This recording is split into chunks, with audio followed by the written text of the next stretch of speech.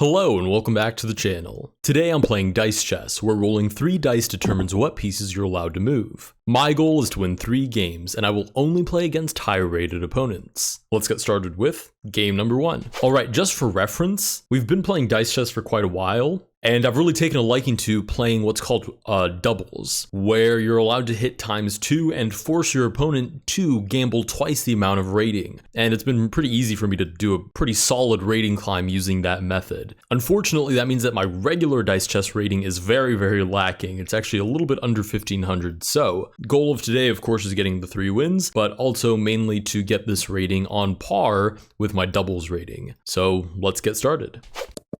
Alright, game number 1, we get the white pieces, and to be honest, I've taken quite a liking to playing 1+1, because most of these opponents are used to playing a slower time control and will flag, and I know that's a little bit dirty, but when it comes to rating climbs, I do not mess around. The opponent does get a better start than we do here. They get to develop the knight first. We get a knight and a pawn move, so I'm going to make these developing moves. I'm going to bring the rook out as well. Basically, Dice Chess just boils down to how many moves can you make that could eventually threaten the opponent's king. So we get king to f8, we get the king shuffling over, we get 1 queen move and a double bishop move. Let's just send it. Queen takes f7. And I know that seems really risky because now the opponent can just take back and even develop their knight. But some of these players will eventually lose if you just roll sufficiently lucky rolls. So here we get king, which is awful. But in the perfect world, we might get like knight, for example, and then double bishop. Or we could get 3 rooks in a row.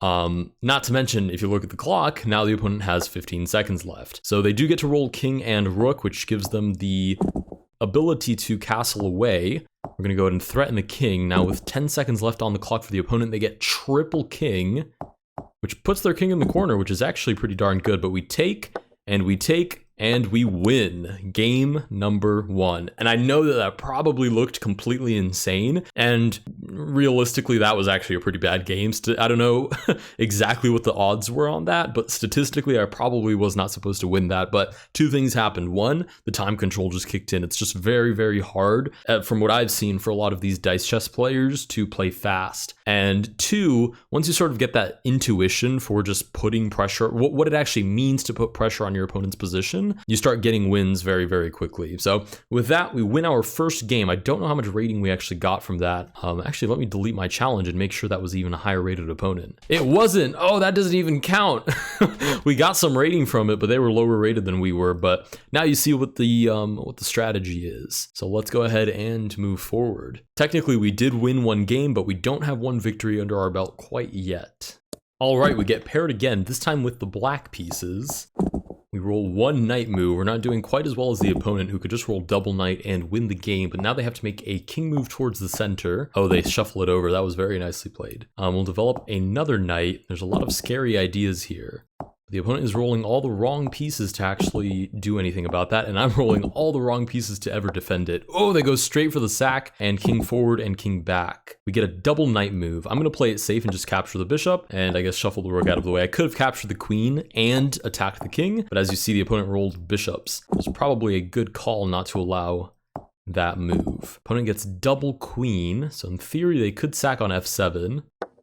Oh, but they go for the rook on b8, which actually makes some good sense. Let's go ahead and develop the bishop, recapture the queen, and develop the knight as well. Putting some pressure on this knight, hopefully to get it off the board. Double king and pawn move for the opponent. We get a bishop move, well deserved, and double king. Now I actually could have taken the bishop, but to me it's worth more to put the king on a light square where he's nice and safe.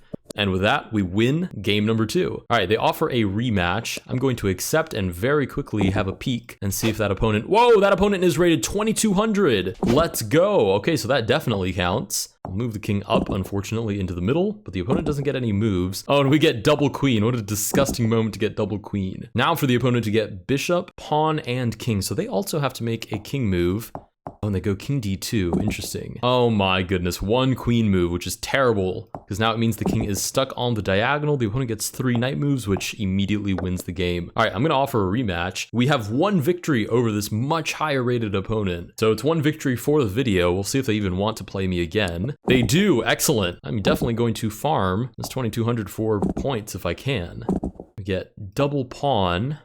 king. So king to e7 again. Whenever I get double pawn, I think it's and king, which is surprisingly a pretty common roll. To me, it's worth it to move the king into the center rather than move 2 pawns and then move the king outward, because he's moving out to develop anyways. Holy smokes. Oh, we get pawn and double bishop. Okay, I see. Okay, pawn and double bishop gets rid of the knight that could eventually capture the king. The opponent rolls pawn and rook. They could probably just take back and develop the rook. This is still quite scary for the opponent.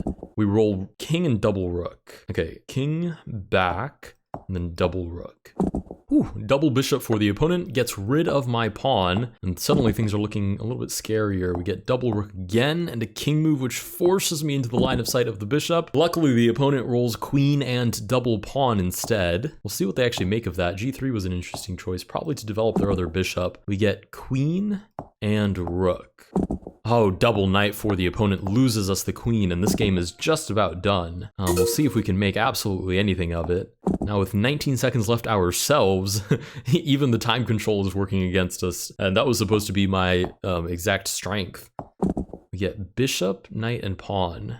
Guess we'll just make some of these random moves. Kind of hoping for double knight here, but we drop the bishop. We do get another knight move, which is promising. Nice, we're not losing quite yet, and we have 12 seconds, which is plenty to win a game. I just need one more knight move. Holy smokes! With that, we win our second game against this 2200. The dice are definitely on our side today. We have 2 wins for the video. Oh my goodness, double king. Okay, pawn, and at least the king gets to go back to e8, but we're already in huge danger here. So not a very good start. We get bishop, knight, and king, so at least we're off the file, and we're also threatening the rook. Double knight for the opponent. A couple of different things they could do with double knight. Okay, they do take on e7, which is an interesting choice. I think I'm just going to take back, even though it's pretty risky because I could lose the queen, and the queen is gone. All right, fair enough. But at the same time, I get that piece off of my king, which to me makes the whole thing worth it. Go ahead and take back. Sometimes I catch myself saying stuff like that, and I don't know if I'm rationalizing or really explaining my thought process, but I'm being as sincere as I can. I really did think that was worth it. We'll play this and rook here. But at least I know it sounds probably like rationalization. Let's go ahead and take. We'll move this pawn out and develop the bishop, which is kind of risky because double pawn loses the bishop. But luckily, the opponent rolls bishop themselves. We roll knight, pawn, and rook. We have a whole bunch of pieces lined up looking at the king, but immediately drop the knight. We're not doing that great on time either, so I probably need to pick up the pace here. Double king for the opponent could immediately drop bishop. They decide to capture with the queen instead. Let's go ahead and take.